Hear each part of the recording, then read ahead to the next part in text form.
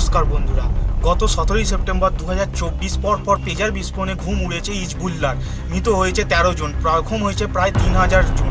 বর্তমানে স্মার্টফোনের যুগে পেজার বিলুপ্তের পথে। তাহলে জঙ্গি সংগঠনের সদস্যরা কেন পেজার ব্যবহার করে? স্মার্টফোনের থেকে এটা কোথায় বা আলাদা? এই নিয়েই আজকে আমাদের এই পর্ব। পেজার হলো ছোট টেলিকমিউনিকেশন ডিভাইস। পেজিং নেটওয়ার্ক থেকে রেডিও সিগন্যাল মারফত যোগাযোগ করা হয়। পেজার ইনস্টল করা ট্রান্সমিটার নির্দিষ্ট ফ্রিকোয়েন্সিতে মেসেজ পাঠায়। তার রেঞ্জের মধ্যে থাকা অন্যান্য পেজার একই ফ্রিকোয়েন্সিতে সেই মেসেজ রিসিভ করে।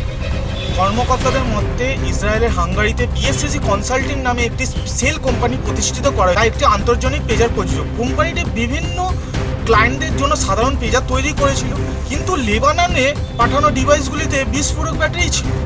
লেবাননের নিরাপত্তা সূত্র অনুযায়ী যেটা জানা গেছে, ইসরায়েলের মোসাদ গোয়েন্দা সংস্থা তাইওয়ান থেকে হিজবুল্লাহর আমদানি করা 5000 পেজারে বিস্ফোরক স্থাপন করে দেয়। তার মানে ওটা যখন তাইওয়ান থেকেই লেবাননে যাচ্ছে, তার মাঝপথে মানে অন দা ওয়েতে সেইখানে সেই পেজারগুলোর সাথে ছেড়খানি করা হয়। তার মধ্যে একটা ব্যাটারির মতো বিস্ফোরক ব্যাটারি ইনসার্ট করে দেওয়া হয়, যেটা তোমরা এই ভিডিওতে দেখতে পাচ্ছ ব্যাকগ্রাউন্ডে।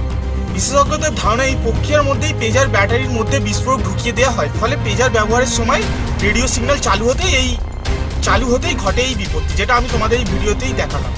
তা প্রথমে জানতে পেজার কীভাবে কাজ করে। পেজার কীভাবে কাজ করে? পেজারে পাঠানো মেসেজ সিগন্যালের মধ্যে এনকোড হয়ে যায়। এনকোড করা সিগন্যাল কেন্দ্রীয় ট্রান্সমিটারের মাধ্যমে পেজিং নেটওয়ার্কের মধ্যে পাঠানো হয়। দ্বিতীয় পেজার তার অ্যান্টেনার মাধ্যমেও এই সিগন্যাল গ্রহণ করে।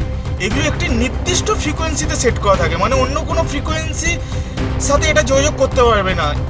এর যা ফ্রিকোয়েন্সি ওরও তাই ফ্রিকোয়েন্সি। মনে করো এর ফ্রিকোয়েন্সি হচ্ছে 2234, ওর ফ্রিকোয়েন্সি নম্বর হচ্ছে 2234, তবেই দুজনের সাথে কানেক্ট করতে পারবে, একই ফ্রিকোয়েন্সিতে থাকতে হবে। এর পরের ধাপ হলো পেজার ডিকোডিং। পেজার সিগন্যালকে ডিকোড করে। ডিকোড মানে টোন বা কোড আকারে আসা মেসেজকে সংখ্যায় রূপান্তরিত করা, বা আলফা নিউমেরিক। পেজার এই কোড পাঠ্যে রূপান্তর হয়, প্রাপক মেসেজটা পড়তে পারবে, যাতে প্রাপক মেসেজটা পড়তে পারবে।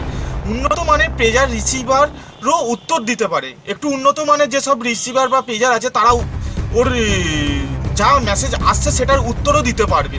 কিন্তু যেগুলো নর্মাল নিম্ন দামের পেজার, সেইগুলোতে শুধু রিসিভ হবে, তারা কোনো উত্তর দিতে পারবে না। ঠিক যেমনটা ধরো টেলিগ্রাম বা হোয়াটসঅ্যাপের যে কমিউনিটি চ্যানেলগুলো আছে, যেখানে সবাই পোস্ট করতে পারে, যে অ্যাডমিন আছে সেই কিছু বা মডারেটর আছে সেই কিছু পোস্ট করলে বাকি সমস্ত ইউজাররা দেখতে পাবে, তোমরা ওখানে কোনো টাইপিং করতে পারবে না। ঠিক তেমনই একটা নিম্নমানের পেজার আছে, একটু উন্নত মানের পেজার আছে। উন্নত মানেরটা একটু দাম বেশি, নিম্নতর মানেরটা একটু দাম কম। নিম্নতর মানের যে পেজারটা আছে সেটা ধরে নাও ইউজারদের হাতে দেওয়া আছে। যেমনটা তোমরা ধরে নাও উন্নত মানের যে পেজারগুলো আছে, সেতে যে ব্যক্তির কাছে ওই উন্নত মানের পেজ আছে, সে ওই যে মেসেজটা আসবে সেটার এগেনস্টে সে কোনো উত্তরে অ্যান্সার দিতে পারবে টাইপিং করে। কিন্তু যেটা নিম্নমানের বা নিম্ন দামের যে পেজারগুলো আছে, সেটা শুধু রিসিভ হবে, একতরফা রিসিভ হবে। যা ওদের হেড পাঠাবে বা যে অ্যাডমিন আছে, যার কাছে যে উন্নত মানের পেজারটা আছে, যে ওই মেসেজটা পাঠাবে, সে ওই বাকিরা ওই নিম্নতম ডিভাইসে শুধু ওটা দেখতেই পারবে, দেখে সেই এগেনস্টে সেরকম অ্যাকশন নেবে। সেইটাই এদের কাছে ছিল। মেসেজ পাঠাতে বা কাউকে সতর্ক করতেই ব্যবহার করা হয়। এতে কল মাল্টিটাস্কিংয়ের কোনো সুবিধা নেই। অধিকাংশ পেজার রিপ্লাই দেওয়ার অপশনও থাকে না। যেমনটা আমি আগেই বললাম যে নিম্নমানের পেজার আছে, উন্নত মানের পেজার আছে।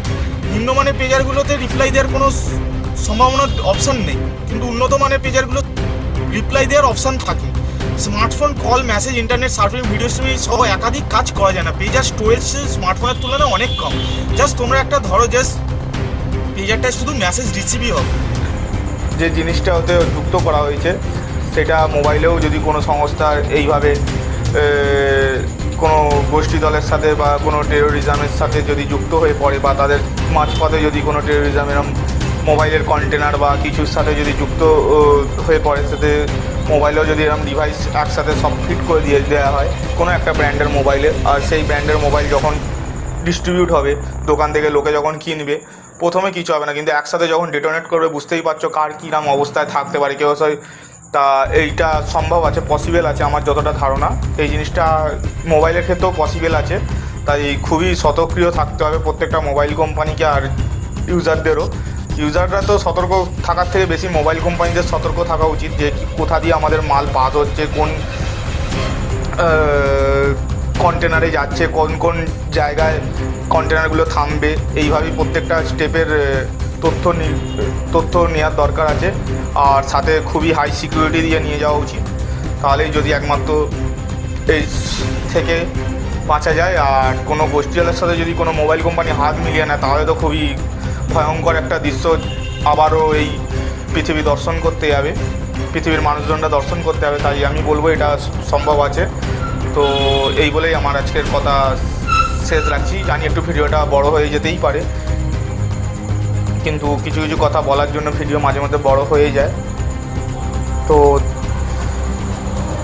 দেখা হবে পরবর্তী ভিডিওয়, ততক্ষণ টেক কেয়ার, বাই বাই।